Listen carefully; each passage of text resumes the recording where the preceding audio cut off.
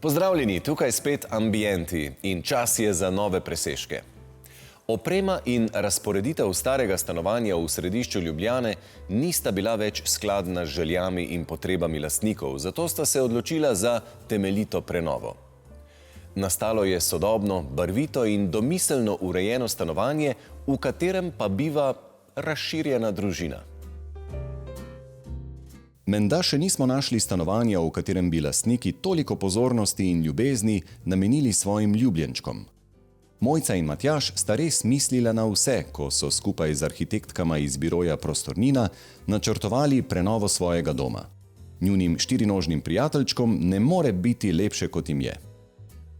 Mojca in Matjaž živijo. Živijo. Eno zelo posebno stanovanje imata, pa celo nista sama. Že na teh slikah za vama se vidi, da so verjetno tukaj kakšne muce doma.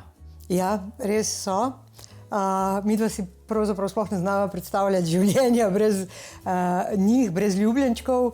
Približno pred 9 leti, ko so naša takratna muca in pa kužek, ko sta se poslovila, smo v mačji hiši posvojili najprej 2. To sta Bonnie in Clyde, ki sta bila velika prijateljčka že takrat. Nista sicer iz istega legla, ampak sta tako kot najbolj ljubeča bratec in sestrica. Potem nekaj let zatem smo na parkirišču reševali enega zavrženega mucka, ki je bil v veliki nevarnosti, da ga povozijo. In smo mu potem našega Clydeka pokazali in je mucek takoj pritekel k njemu, tako da ga je v bistvu Clyde ga je rešil. Rešitelj bil, ja. No, letos, ko smo pa delali tole obnovo in sva pol leta živela na vasi, se nam je pa pridružila še Kaja, tako da zdaj imamo 4. Kako je bilo, ko ste prišli? Ko smo prišli, je sama razporeditev prostorov bila precej drugačna. Predvsem sam tok in prehodnost prostorov ni dovoljevala neke povezanosti dnevno-bivalnih prostorov. Sama stavba ima predvsem pročelje, ki gleda na cesto pod spomeniškim varstvom. Zato smo nekako želeli biti zavestni do same arhitekture in tudi kaj iz samega stanovanja lahko naredimo. Kar smo lahko izboljšali, je bilo to, da smo dnevni prostor in kuhinjo povezali. Se pravi, da sta prostora prehodna, odprta in se potem nadaljujeta tudi v samo jedilnico. Poskrbeli za to, da ima sam spalni del tudi nek intimen prostor za garderobno sobo. V dnevni sobi smo vseeno želeli ohraniti tudi povezavo z delovnim kabinetom, ki pa smo ga umestili potem na predel med spalnico in dnevno sobo.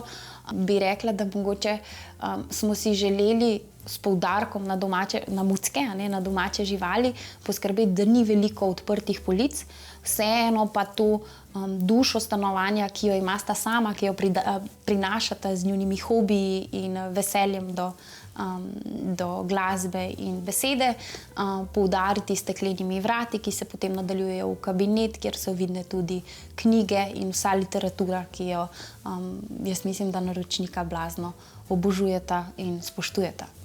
Kar nekaj elementov je ostalo iz starega stanovanja, ki smo jih skrbno restaurirali, od obokov vrat pa do lestenca v jedilnici in pa kozov pohištva, ki imajo neko kulturno dediščino.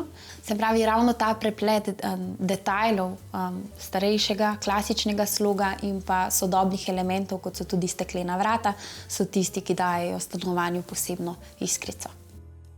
Prenovljeno stanovanje z marsikaterim detajlom poveže sedanjost s preteklostjo. Samimi bordurami oziroma štukaturami smo želeli dati poudarek staromeščanskemu stanovanju. Vsekakor pa jih na sodoben način osvežiti, odpreti. Z nekaterimi smo se poigrali celo do te mere, da smo vključili tudi mačjo plezalnico, kamor se subtilno lahko skrivajo tudi mucki in v času, ko muckov ni, vseeno ta plezalnica v prostoru deluje nevsiljivo. Lastnika sta ljubitelja likovne umetnosti, zato na stenah ne manjka slik. Posebej sta ponosna na sliki, ki jo je zanju ustvarila Mojca Sekulič-Fo. Ko smo prišli, sem vsaj jaz takoj opazil tam neke kitare vzadej in sem rekel, tle ima gotovo kdo, ki je za muziko za opraviti. Verjetno niso kupili v antikvariatu. Ne, te pa ne. Povejte malo, zakaj so tam kitare. Te sem pa enega metalca kupil. Jaz igram bas v bendu, bend se imenuje Nabla X.